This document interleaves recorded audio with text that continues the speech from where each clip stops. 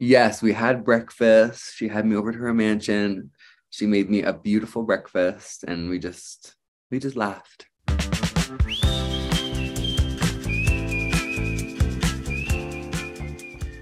Well, that's my lucky shirt that I got in New Orleans. When I was preparing to go away the first time, I knew that I wanted to wear that because it was so special to me. It had magic powers to me. And then when I went back a second time, I was like, oh, I should try and find something different. And then the last minute I was like, I really just need to wear my lucky shirt. And then they said I could. And then again, the third time I was trying to think of other things to wear, and I was messaging people and I was like, oh, maybe I'm gonna wear some designer outfit or something. And then I thought, I really just need my lucky shirt. So then I asked again, can I wear it? And they said, sure.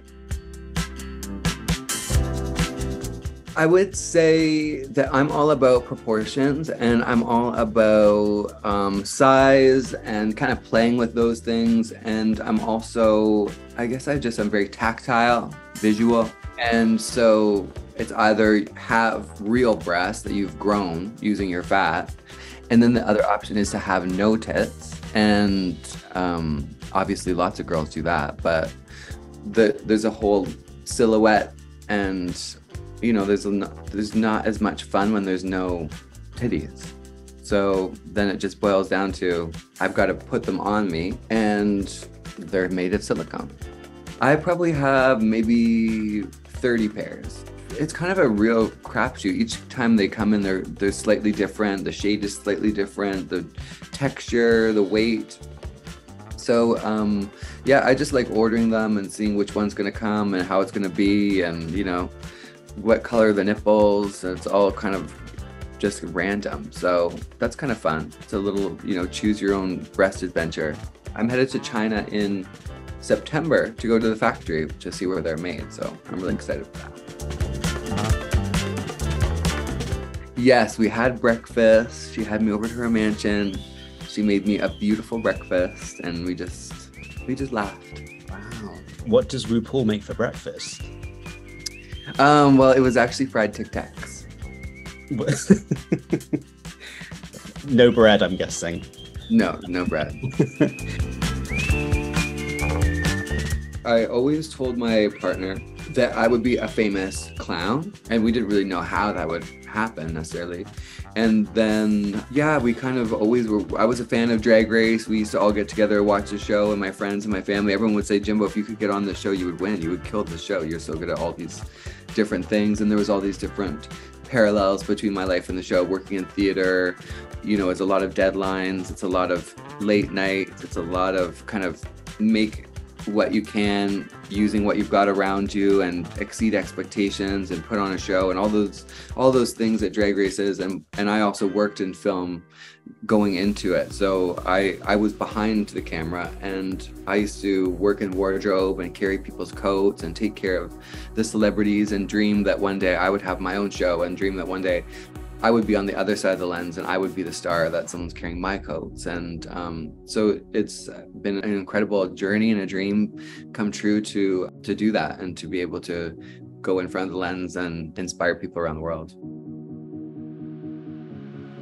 What was your family dynamic like? Growing up, my dad was a scientist and also an alcoholic.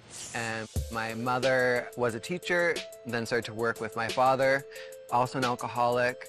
It was just very tumultuous because they loved to party, they loved to have fun, and then it would always shift into insanity. My dad punched in every door in our house, and I would often wake up and have to clean up blood and food, and all the chairs would be smashed.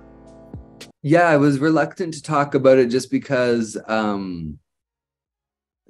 I guess, I had done a lot of work to put that behind me and to choose joy and to move forward.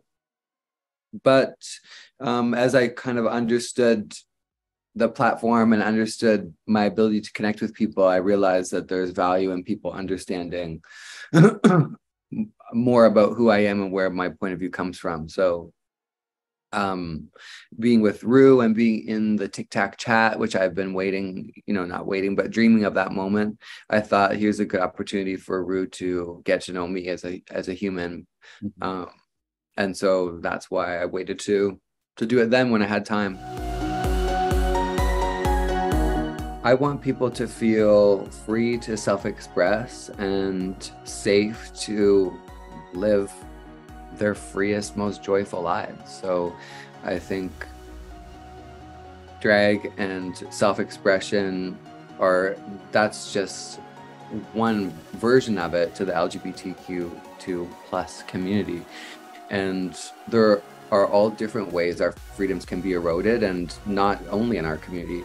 You know, when we start taking away our rights and freedoms, it starts extending and spreading. And so it's really dangerous to start compromising people's rights and freedoms. So I hope that we can keep doing the work that we're doing to stay visible and to stay fighting for our rights to be healthy and happy.